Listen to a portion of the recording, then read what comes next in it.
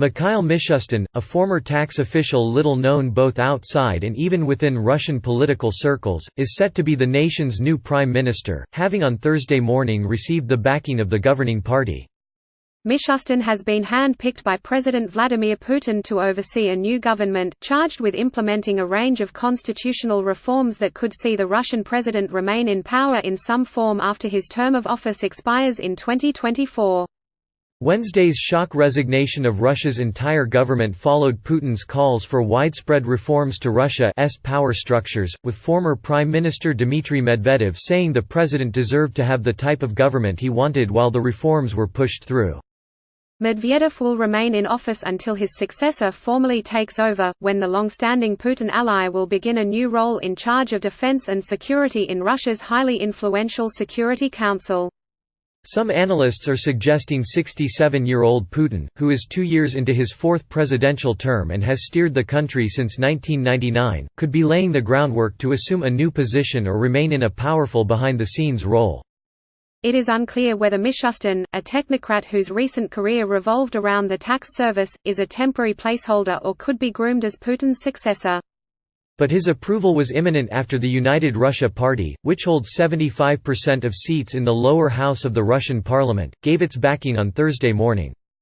We decided to unanimously support the candidature suggested by our national leader for the post of the head of government, the head of United Russia's parliamentary faction, Sergei Neverov, told journalists.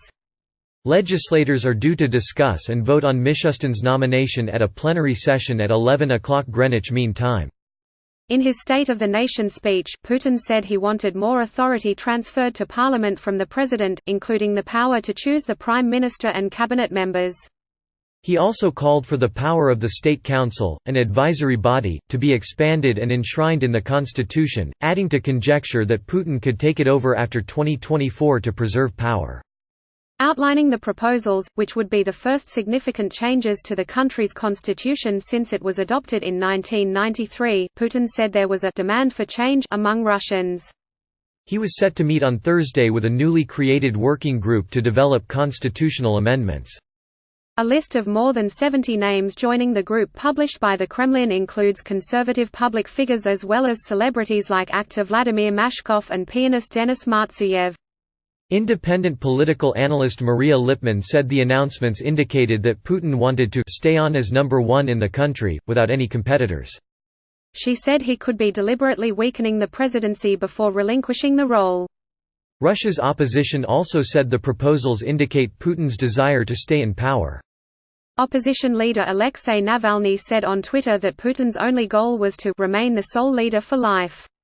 Once 53-year-old Mishustin is appointed, he will have a week to propose a new government and ministers. He told United Russia that some changes in the cabinet would be made but did not elaborate. Legislator Viktor Vardalatsky told Interfax. Mishustin, the former head of an investment group who trained as an engineer, has a PhD in economics and has led Russia's Federal Tax Service since 2010. He shares Putin's love for hockey and has been seen at matches with security services officials. Former opposition legislator Gennady Gudkov called Mishustin a new faceless functionary without ambition who embodies a system that is detrimental for the economy.